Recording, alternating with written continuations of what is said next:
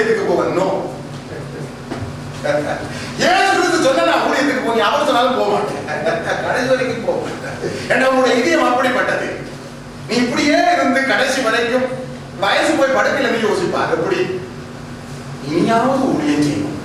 இப்ப இவருக்கு அசிஸ்டன்ட் வேணும், இவரை தூக்கி சுமக்கிறதுக்கு, இவரை இந்த ஊழியம் செய்கிறது.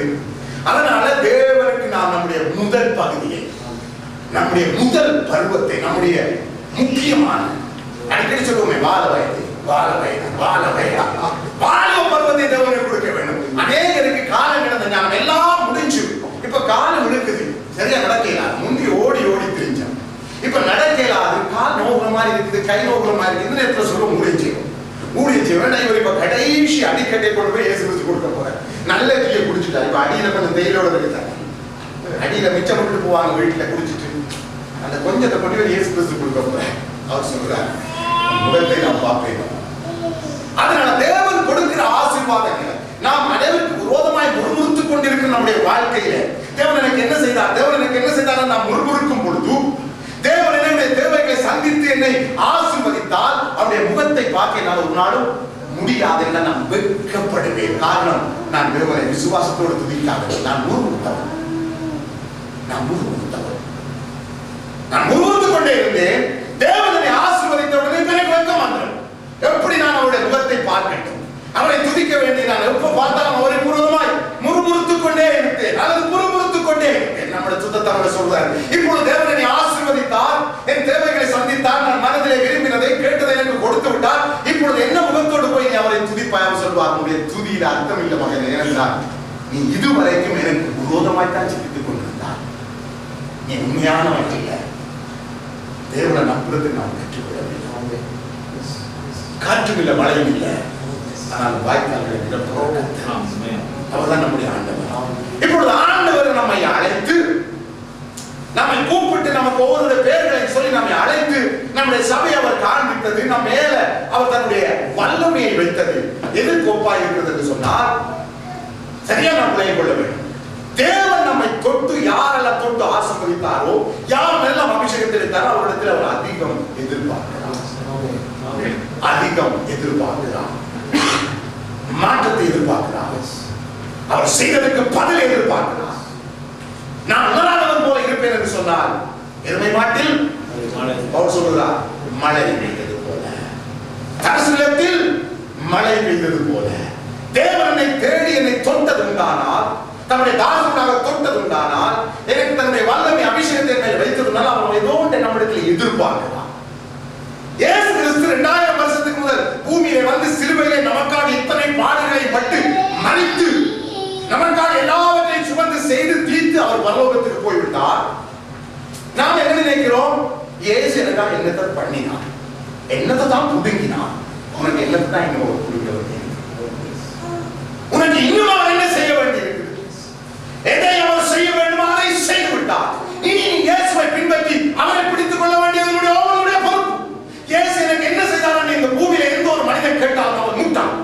காரணம், உனக்கு எதை செய்ய வேண்டுமோ அதை அவர் செய்து விட்டார். அதை நீ பற்றிக் கொள், நன்றியுடையவனாயிரு, அவரை தேடி அவரை நேசிக்க கற்றுக்கொள். கர்த்தாவே, நீர் எனக்காக ஜீவனை கொடுத்ததினால் நான் உமக்காக ஜீவனை கொடுக்க கடமைப்பட்டிருக்கிறேன். நீ எனக்கு என்ன செய்து எப்படி கேட்க முடியும்? இதற்கு மேல உனக்கு என்னப்பா செய்ய வேண்டும்? இதற்கு மேல உனக்கு நான் என்ன செய்ய வேண்டும்? என் ஜீவனை, என் சரீரத்தை, என் ரத்தத்தை நான் கொடுத்து விட்டேனே, இதற்கு மேல நான் என்னத்தை செய்ய வேண்டும்? அநேக நேரங்களில் நம்மை கேள்வி, இயேசு எனக்கு என்னத்தை தான் செய்து விட்டார், என்னத்தை அவர் செய்ய வேண்டுமோ அதை செய்து அவர் இருக்கிறார். நீ என்ன செய்கிறாய்? நீ என்ன செய்து கொண்டிருக்கிறாய்? அவர் எதிர்பார்க்கிறார், நீ என்னை பற்றிக்கொள், நீ என்னை பற்றிக்கொள். என்றால் தவறாய் நாம் ஆண்டவரை பற்றக்கூடிய, தவறாய் ஆண்டவரை புரிந்து கொள்ள முடியாது, தவறாய் அவருடைய சமூகத்தில் வந்து நாம் அமர முடியாது. சரியான தெளிவு இருக்க வேண்டும். ஆண்டவர் பாருங்க, அபிஷேகம் என்பது சாதாரணமான காரியம் அல்ல. அது பெருமதியை நீங்க விளங்கிக் கொள்ள வேண்டும். தேவன் ஒரு மனிதனை தொடுவது என்பது சாதாரணமான காரியம் அல்ல. நம்ம மேல் அபிஷேகம் பார் என்பது சாதாரணமான காரியம் அல்ல. தேவன் நம்மை தொடுவது, தேவன் நம்மை தொட்டால் நம்மிடத்துல ஏதோ ஒன்று எதிர்பார்க்கலாம். இதுவரைக்கும் நீ கண்ட மாதிரி தெரிந்திருக்கலாம், இதுவரைக்கும் மனம் போன போக்கில் வாழ்ந்திருக்கலாம். இனி அவருடைய தொடுதலுக்கு நீ பதில் கொடுக்க வேண்டும். அப்பொழுதுதான் அவர் உனக்கு கொடுக்க நினைத்து நீ பெற்றுக்கொள்ள முடியும், அனுபவிக்க முடியும், அதை சுதந்திரிக்க முடியும். இல்லை என்று சொன்னால் நீ இழந்து போவாய். உடைய முன் பின்னிலைமை கேவலமாய் போய்விடும். ஆக நாம் விலகிக் கொள்ள வேண்டும். தேவன் எப்படி பழைய ஏற்பாட்டை புதிய ஏற்பாட்டை ஒரு மனிதனை அழைத்து அவன் மேல் கையை வைக்கும் பொழுது என்ன நடக்கிறது? நம்ம ரெண்டு பழைய ஏற்பாட்டை கொண்டு பார்ப்போம், புதிய ஏற்பாட்டை கொண்டு பார்ப்போம். தேவன் நம்ம என்னத்தை வைத்திருக்கிறார், யார் யாரெல்லாம் தொட்டாரோ என்னத்தை அவர் கொடுத்திருக்கிறார். மாத்திரமல்ல, அவர் அந்த அபிஷேகத்தை தான் நமக்கும் இன்றைக்கு கொடுக்க போகிறார். எல்லாருக்கும் போகாதவர்களை குறித்து கவலைப்படாதீங்க. என்ன செய்வது? சிலவருக்கு முடியல, சிலவருக்கு என்ன பிரயோஜனம். இதை தியானிக்கும் பொழுது எனக்கு ஞாபகம் தெரியுமா, ஆண்டவர் காரணக்குள்ள போன்னு சொன்னா நான் போகிறேன், போகாதீங்க நான் போவோம். போகாதீங்க தேவர்களோடு கூட நான் போகாதீங்க என்று சொன்னால் இவர்கள் ஓடி ஏறினார்கள், எதிரிகள் அவர்களை வெட்டி வீழ்த்தினார்கள். அதனால நாம் ஆண்டவர் சேர்ந்து போக வேண்டும், நீச்சல் நிற்க வேண்டும். ஆக நாம் தவறாய் காரியங்கள் ஒரு நாளும் விலகிக் கொள்ள முடியாது. ஆகவே தேவன் நம்ம எல்லாருக்கும் அந்த ஆசீர்வாதத்தை வைத்திருக்கிறார். ஆக பழைய ஏற்பாட்டிலே நாம் எடுத்துக் கொள்ளுவோம். உபாகமத்தை எடுத்துக் கொள்ளுங்கள், கடைசி அதிகாரம். உபாகமம் கடைசி அதிகாரம் 9வது வசனம் 34:9. மோசே நூனின் குமாரனாகிய யோசுவாவின் மேல் தன் கைகளை வைத்தபடினால் அவன் ஞானத்தின் ஆவினால் நிறையப்பட்டான். இஸ்ரவேல் புத்திரர் அவனுக்கு கீழ்ப்படிந்து கர்த்தர் மோசேக்கு கட்டளையிட்டபடியே செய்தார். ஆமென். மோசே நூனின் குமாரனாகிய யோசுவாவின் மேல் தன் கைகளை வைத்ததனால் என்ன நடந்தது? ஞானத்தின் ஆவி. எந்த ஞானத்தின் ஆவி தெரியுமா? மோசே மேல் இருந்த ஞானத்தின் ஆவினால் யோசுவா நிறையப்பட்டான். நம்ம மாதிரி விழுந்து அடிச்சு கொண்டுமே இல்லை. கையை வைத்த உடனே ஆண்டவர் சொன்னார், யோசுவாவை கூப்பிட்டு அவன் மேல நீ கையை வை. கூப்பிட்டு அவன் மேல கையை வைத்த உடனே மோசேல இருந்த அந்த ஞானத்தினால எங்க போயிட்டு யோசுவாக்குள்ள போயிட்டு. சிம்பிள். இது சிம்பிள். இது ஒரு சின்ன காரியம். இதுக்கு பெருசா நாம மூலதாரம் தட்டி குடல் ஊதி பெரிய ஆழ்வாரம் போட்டு எதுவுமே தேவையில்லை. அவர் தேவன் சொல்லி, தேவன் மோசே சொன்னால் யோசுவா மேல உன்னுடைய அபிஷேகத்தை கையை வைத்த உடனே அந்த ஞானத்தினால் என்ன வந்துட்டது?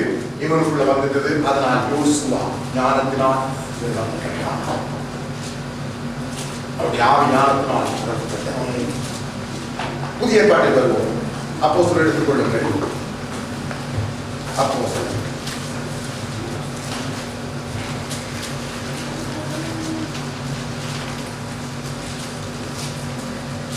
6வது அதிகாரம்.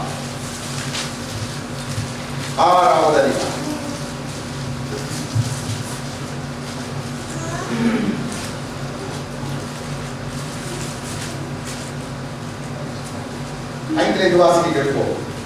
இந்த யோசனை சபையோர் எல்லாருக்கும் பிரியமாய் இருந்தது.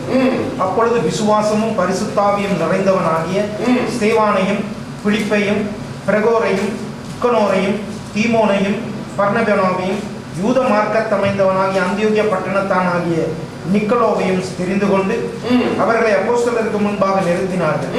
இவர்கள் ஜெபம் பண்ணி அவர்கள் மேல் கைகளை வைத்தார்கள். ஆமென். இப்பொழுது புதிய ஏற்பாட்டிலே அப்போஸ்தலர் காலத்திலே இயேசு கிறிஸ்துவுக்கு பிற்பாடு சபை வளர்ந்த பொழுது அங்கே ஊழியம் செய்யறதுக்காக, சபையை விசாரிக்கிறதுக்காக, அதாவது அவர்களுக்கு பரிமாற உணவை விசாரிக்கிறதுக்காக அவர்கள் 7 பேரை தெரிந்து கொண்டு வந்து அப்போஸ்தலர்கள் முன்பதாக நிறுத்தின பொழுது இவர்கள் ஜெபம் பண்ணி என்ன செய்தார்கள்? அவர்கள் மேல் கைகளை வைத்தார்கள். வைத்த பொழுது என்ன நடந்தது?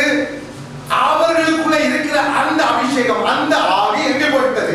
இந்த 7 பேருக்குள்ளையும் போய்விட்டது. அது உண்மைதானா என்பது அடுத்த வசனம். அடுத்த வசனத்தை வாசிங்க. தேவவசனம் விருத்தி அடைந்தது.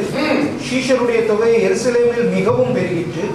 ஆசாரியர்களில் அநேகரும் விசுவாசத்திற்கு கீழ்ப்படிந்தனர். ஸ்தேவான் விசுவாசத்திலும் வல்லமையினாலும் நிறைந்தவனாய் ஜனங்களுக்குள்ளே பெரிய அற்புதங்களையும் அடையாளங்களையும். ஆமென்.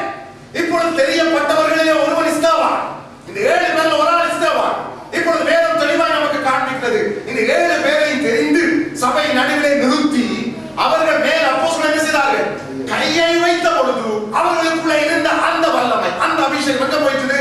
7 பேருக்குள்ளே போய்விட்டது. அது உருவாகிறது எப்படி என்று சொன்னால் அதே அதிகாரத்திலே ஸ்தேவான், அதுல ஒருவனாகிய ஸ்தேவான் அந்த வல்லமையை பெற்றதுனால் அவன் பரிசுத்த ஆவியினாலும் வல்லமையினால் நிறைந்தவனாய் என்ன செய்தாராம்? அநேக அடையாளங்களை செய்தான். அவன் வாயை திறந்து பேசும் பொழுது அவனை பார்த்த எதிராளிகள் எல்லாம் சொன்னார்கள், உன்னுடைய முகம் எப்படி இருக்கலாம்? தேவ தூதனை போல காணப்பட்டது என்றால் அவ்வளவு தூரம் அவனுடைய முகம் பிரகாசித்தது. காரணம் இவர்கள் அவன் மேல் கை வைத்ததனால் வந்த ஆசீர்வாதம். அதனால ஒரு தேவ மனுஷன் நம்ம மேல கை வச்ச நம்மளோட வாழ்க்கை மாறி. அதை மறக்க கூடாது, அதை மறக்க கூடாது. அவர் கொடுக்கிற அபிஷேகம் சாதாரணமானது அல்ல. ஆனால் நம்ம பாதுகாத்துக் கொள்ள போவது எப்படி என்பதுதான் காரியம். அதையும் தேவன் காட்டியிருந்தோம். அடுத்ததை பார்ப்போம். இதுல இன்னொரு ஆள் பிலிப்பு. வாக்கியங்களான பேர்கள் ஸ்தேவான், இன்னொரு ஆள் பிலிப்பு. அப்ப எடுத்துக் கொள்ளுங்க. அதை அப்போஸ்தலர்ல 8ஆம் அதிகாரம்.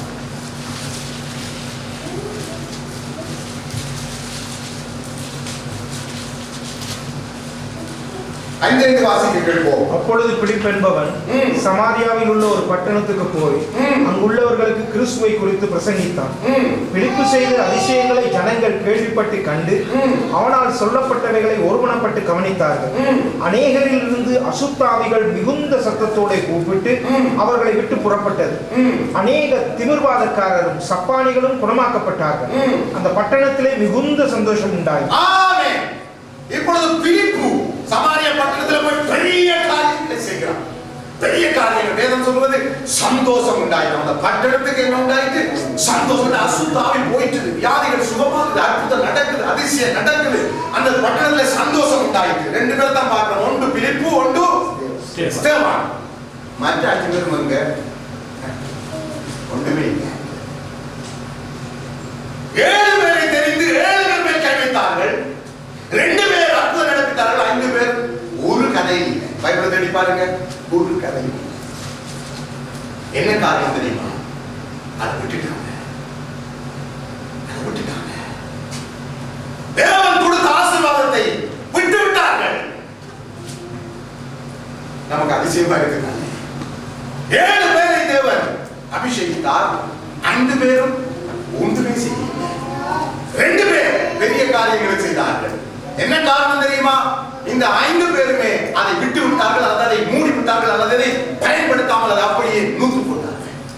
சகோதரனோட சொற்பனத்தை கண்டான். என்ன சொன்னான்? நாங்க எல்லாரும் மெழுகுதிரியை பிடிச்சு கொண்டு நிற்கிறோம். எல்லாரும் மெழுகுதிரியை வைத்துக் கொண்டு நிற்கிறோம். அதை பற்ற வைக்கிறதுக்கு ஒருவர் வருகிறார். அதைத்தான் ஒரு நாம செய்தான். பற்ற வைக்கப்பட்டிருக்கிறது. மெழுகுதிரி பற்ற வைக்கப்பட்டிருக்கிறது. அது அணைவு